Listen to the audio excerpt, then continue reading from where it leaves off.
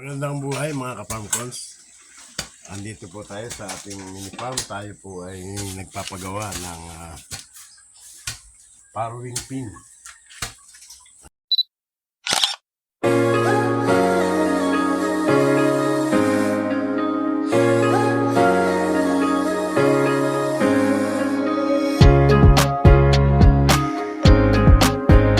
Meron po tayong apat na buntis dito na malapit ng mga anak. Sa isang buwan aalak na po yung nauna.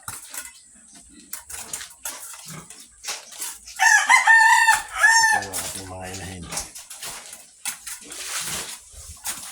Kaya tayo po ay papagawa na ng kanilang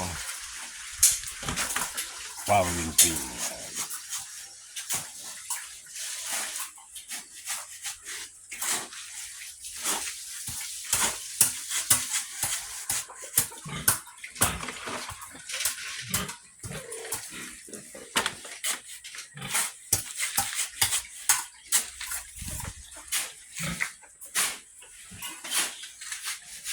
Isa na lang po ang hindi nasusumpitan.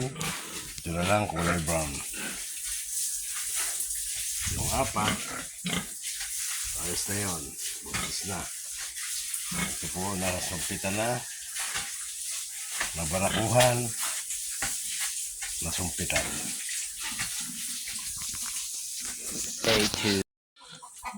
Ito na, ka-farmcons.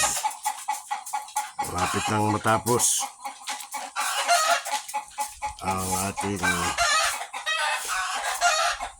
farrowing pin. Dito po ang ating mga bake.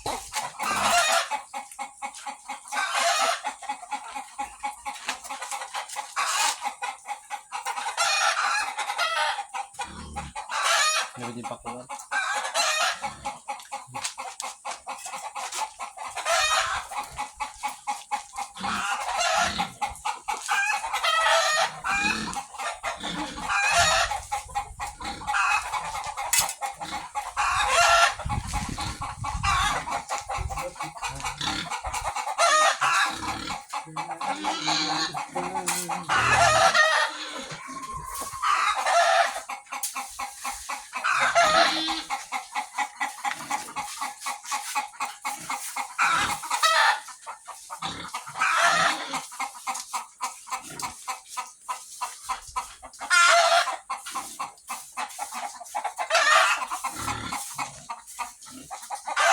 Awas.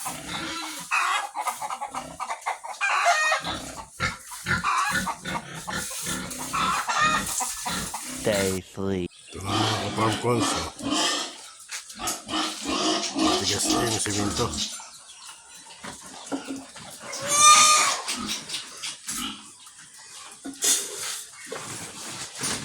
Palalagyan na natin ng steel matting ang pinakandingding nila. Ang sahig naman itong biik sa biik ay steel yung plastic matting. Okay, hindi lang mga anak ang ating mga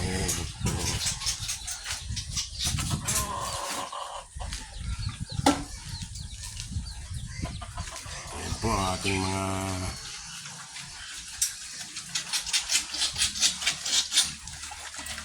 kumakain na sila.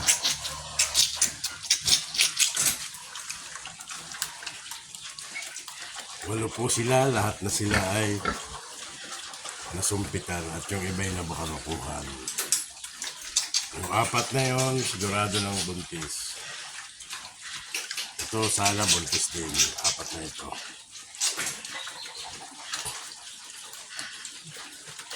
Meron naman tayong bago. Stay for.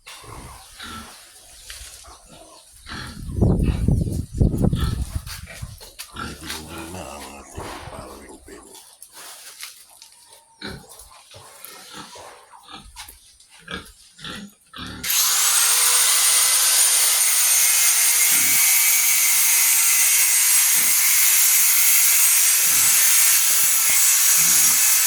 malapit nang matapos.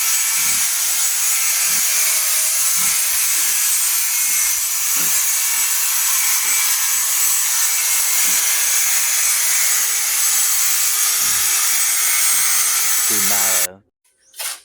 Ito po, tapos na ang isa nating farrowing pin. Naman ang ginagawa, kabila. Magkatapatan yan.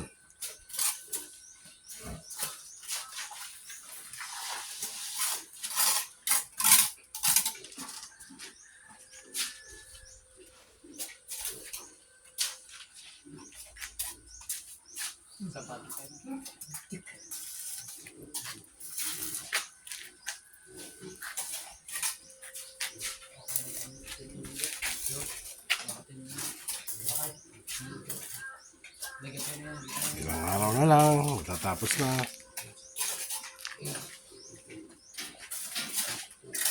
A few moments later.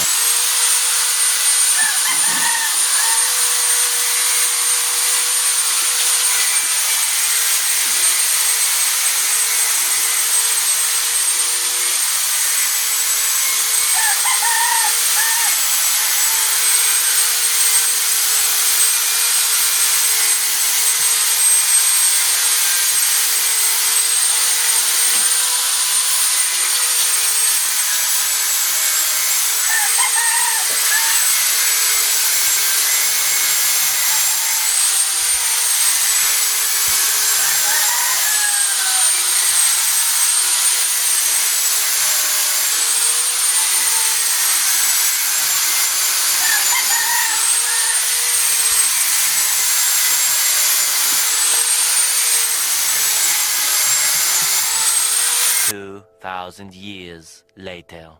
Hello mga kapamkons. Andito na po ang ating dalawang inahin sa kanilang farrowing pin. Medyo nababaguhan pa sila. Ayan, elevated farrowing pin. Ang kanilang ngayong kinalalagyan. Safety po ang kanilang mga biik. Pag ganitong elevated farrowing pin, mga kapamkons. Sa kabilang kulungan, magpapagawa rin po tayo nito. Ayan.